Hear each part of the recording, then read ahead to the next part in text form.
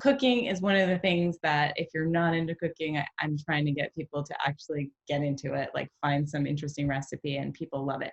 But another thing that makes me really happy are plants. And so looking at the research on plants. So I grabbed this actually from my kitchen just on the way here. So this plant isn't going to clean the air necessarily, and it's not necessarily medicinal, but it's making me happy because it's bright flowers. So I think plants are a really good thing to look at.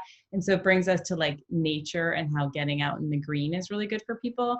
So taking a walk every day, everybody seems to be doing it. Lots of new running practices or bike riding practices started for people. But getting outside in nature has been really important.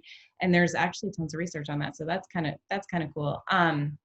I think that the color green itself makes people happy. So you just don't think like, maybe I should paint a wall green.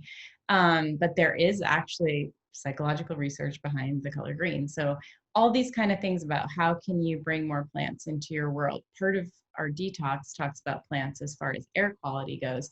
That's really just like big leafy plants and ferns and palms in your house, like huge plants, but even little plants make people happier. And everybody's struggling with working in, at their dining room table and stuff when they're not set up for working at home necessarily. And putting plants there actually helps you with concentration and focus. So that's really cool. Why not add those in? And you can do lots of nurseries, at least around me, are doing curbside pickup. So getting plants in is really, really important. And so if we had to advise, like, what plants would you buy? Because everybody wants to know. Lavender. I think everybody should get some lavender plants in their house. It's going to reduce anxiety. The smells so nice and it's so easy to grow. It's hard to kill that thing. As long as you don't overwater it or put it in super damp soil, it likes a good drainage. But a lavender plant might go a long way for you in these times of kind of some stress. Another thing on my list that I like for helping mood is cuddling. So Hillary just got a dog. I have dogs.